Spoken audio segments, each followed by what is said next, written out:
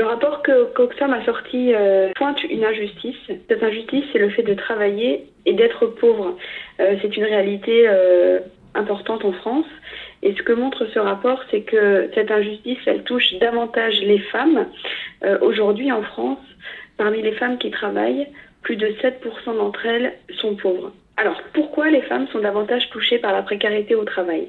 Les femmes sont concentrées dans les secteurs d'activité qui sont les moins payés et les moins valorisés. Je parle des secteurs du nettoyage, du service à la personne, de la santé, du secrétariat. Et en fait, ce sont les secteurs qui concentrent aussi le plus de travail à temps partiel, ces horaires hachés qui ne sont pas choisis par ces femmes. Et notre rapport, le rapport d'Oxfam révèle ce chiffre édifiant. 78% des contrats à temps partiel sont occupés par des femmes aujourd'hui. C'est plus des 3/4. La raison pour laquelle les femmes occupent ces postes plus précaires relève d'abord des secteurs en question qui sont plus friands de contrats à temps partiel.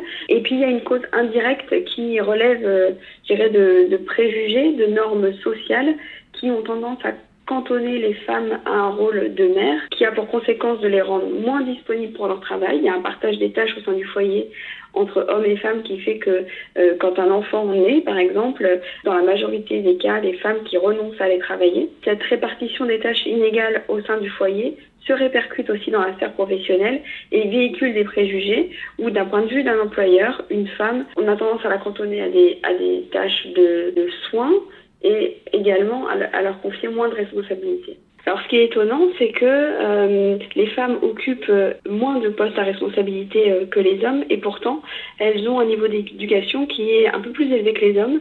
62% des femmes ont un diplôme au moins équivalent au baccalauréat, contre 51% des hommes.